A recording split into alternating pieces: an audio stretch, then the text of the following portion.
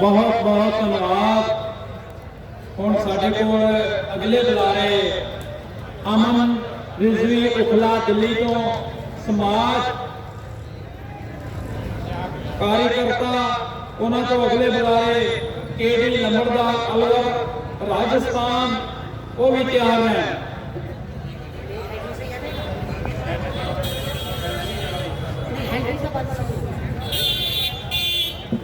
जी अस्सलाम वालेकुम, सत श्री अकाल और तमाम लोगों को मेरा सतरंगी सलाम। मैं अमन रिजवी और मेरा पूरा मुस्लिम समाज आज यहाँ पर किसानों को सपोर्ट करने आया है। पीछे से मैं भी किसान हूँ और बहुत दुख होता है कि आज 31 दिसंबर है, जब पूरी दुनिया सेलिब्रेशन बना रही है। पूरी दुनिया के प्रधानमंत्री, राष्ट्रपति, उपराष्ट्रपति सब अपनी आवाम को संबोधित कर रहे हैं, वही मेरे भारत का किसान सड़कों पर पड़ा है। और ये सरकार बिल्कुल चुप बैठी भी है। इसको पिस्से नजर आ रहे हैं, बादाम नजर आ रहे हैं, काजू किशमिश नजर आ रही है। इस अंधी सरकार को दिल्ली की ये टिठरती हुई सर्दी नजर नहीं आ रही, जहां मेरा किसान सड़कों पर रात दिन बैठा है। लगभग 110 दिन हो गए इस प्रोटेस्ट को स्टार्ट हुए और दिल्ली में भी शायद 45 दिन हो गए हैं, लेकिन ये सरकार सुनने को तैयार नहीं है। कहती है कुछ लोग हैं, तो मैं कहती हूँ अंधों आकर देखो, ये कुछ लोग नहीं है, ये बहुत लोग हैं और ये मेरे भारत के अन्नदाता हैं। अन्नदाता कौन होता है? हमारे भारत का भगवान होता है। शायद दुनिया में भारत एक ऐसा मुल्क है जहां हम लोग किसानों को और जवानों को सिजदा करते हैं और भगवान की रैंक में लाकर रखते हैं। इसीलिए मेरे भारत के जवान और किसान रीढ़ की हड्डी माने जाते हैं। और मेरे भारत का नारा जो लाल बहादुर शास्त्री ने दिया वो भी यही था, जय जवान जय किसान। अगर भारत से जवानों को और किसानों को हटा दिया जाए तो भारत कुछ नहीं बचेगा।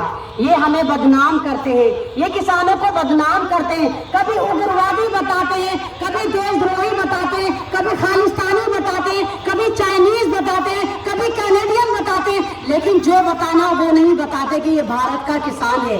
ये हमें कमजोर करना चाहते हैं। ये कहते हैं हम टुकड़ा टुकड़ा गैंग हैं। तो मैं मेरी अपनी राय है, मुझे नहीं मालूम आप मुझसे सहमत हैं या नहीं। तो मैं मोदी जी की इस बात से जबरदस्त सहमत हूँ। हाँ मोदी जी, हम टुकड़ा टुकड़ा गैंग हैं, क्योंकि मेरा भारत गंगा जमनी तहजीब है। यहाँ हिंदू, मुसलमान, सिख, ईसाई 4 टुकड़े बसते हैं, इसीलिए मेरा भारत महान कहलाता है। अनगिनत लैंग्वेज यहाँ बोली जाती है। तो मोदी जी, अगर आप मेरे भारत का एक भी टुकड़ा तोड़ने की कोशिश करेंगे, पूरा भारत टुकड़े टुकड़े हो जाएगा। और अगर आप जानते हैं शिवसेना में महाराष्ट्र में एक संजय राउत जी हैं, उन्होंने कहा अभी 4-5 दिन पहले उन्होंने स्टेटमेंट दिया कि उनको डर है कि भारत भी रूस की तरह बटना जाए, जैसे रूस पहले USSR हुआ करता था और टुकड़े टुकड़े बट के अब वो रूस रह गया। तो उन्होंने कहा कि मुझे भी ऐसा लगता है जिस तरह मोदी जी की नीतियां हैं ये भारत को बांटना चाहती हैं। पहले ये हिंदू मुस्लिम गाय गोबर मंदिर मस्जिद करते थे, अब ये जातिवाद पर उतर गए, अब ये किसानों पर उतर गए, अब ये जवानों पर उतर गए। गरज ये पूरे भारत को बांटना चाहते हैं। अभी आप देखिए कि अनिल अंबानी ने 3 बैंकों में डकैती डाल दी, लेकिन स्क्रीन मीडिया नहीं दिखा रहा, ये सरकार नहीं बता रही। ये सरकार हमें आतंकवादी बनाने पे लगी हुई है, ये किसानों के विरोधी लगी हुई है। अभी आप देखिए, अगर जी न्यूज आपने देखा, उसकी एंकर बोल रही है कि ये किसान वैसी है, दरिंदे हैं, ये अय्याश गैंग है। तो मैं उस हरामखोर एंकर से बोलती हूँ, तू जो चिल्लाती है बैठ के अपने स्टूडियो में, तू मेरे भारत के किसान का अन्न खाती है, जिससे तेरे अंदर ताकत आती है, फिर तू कुत्ते की तरह भौंकती है स्टूडियो में बैठकर, तू अन्न के अलावा कुछ नहीं खाती। तो इनसे बड़ा देशद्रोही जो बोले सोनिया, सत श्री अकाल।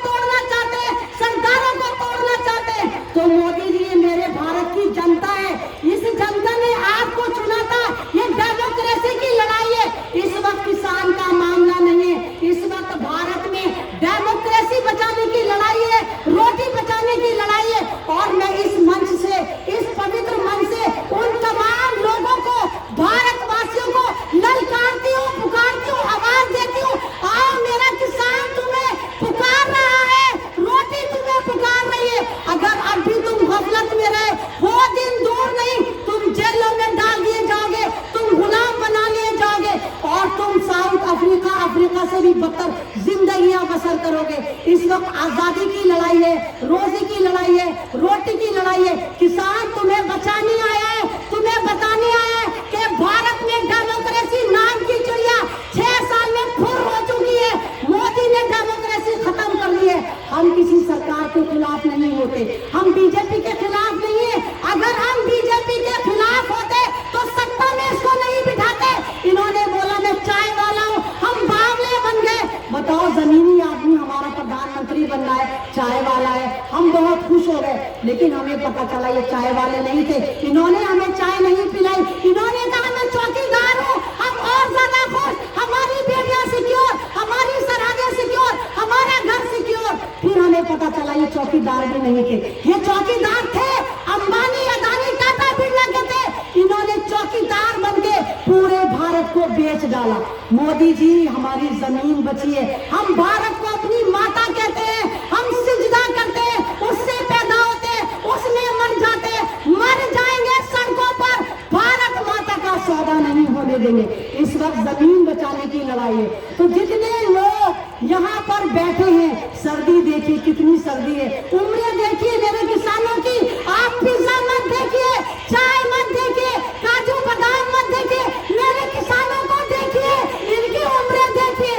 जिस वक्त उनको रजाइयों में होना चाहिए था, ये सड़कों में बैठे हैं। किसके लिए बैठे? ये भारत को बचाने के लिए बैठे हैं। तो बेहिस जनता जो जागने को तैयार नहीं है, जागे, सपोर्ट करे, आए, दिखाओ कि हम भारतवासी एक है। हम हिंदू मुसलमान कुछ नहीं है, हम भारतवासी है।